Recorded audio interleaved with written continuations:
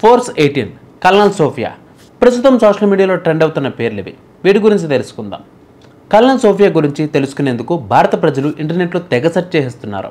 ఆమె భారత సైన్యంలో ఎంతకాలం నుంచి ఉన్నారు, ప్రెస్ బ్రీఫింగ్ ఆపరేషన్ సింధూర్ గురించి సమాచారం ఇవ్వడమే కాకుండా పాకిస్తాన్ ఉగ్రవాదులకు గుణపాఠం చెప్పడంలో ఆమె పాత్ర ఏమిటి, ఆమె ఆర్మీలో కల్నల్ హోదాకు ఎలా చేరుకుంది, ఇలాంటి అనేక ప్రశ్నల గురించి ప్రజలు తెలుసుకునే ప్రయత్నం చేస్తున్నారు. ఈ ప్రశ్నలన్నిటికీ సమాధానాలతో పాటు కల్నల్ సోఫియా ఖురేషీ సాధించిన విజయాల గురించి ఇప్పుడు పూర్తి వివరాలు మీకోసం. కల్నల్ సోఫియా ఖురేషీ 1999లో సైన్యంలో చేరారు. ఆమె గుజరాత్లోని వడోదరకు చెందినవారు. 1997లో వడోదర నుండి బయోకెమిస్ట్రీలో మాస్టర్స్ డిగ్రీని పొందారు.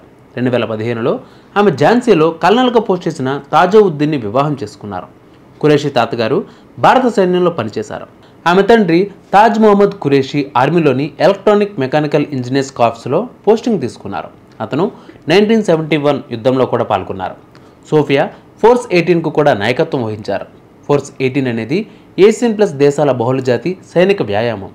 సోఫియా ఇందులో ఒక భాగంగా ఉన్నారు. 2006లో ఆమెను ఐక్యరాజ్య సమితి శాంతి పరిరక్షక కార్యకలాపాల కింద కాంగోకు పంపించారు.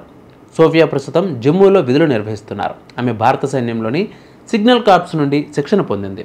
టెక్నాలజీ కమ్యూనికేషన్ సేవలలో నైపుణ్యం ఉంది ఈమెకి.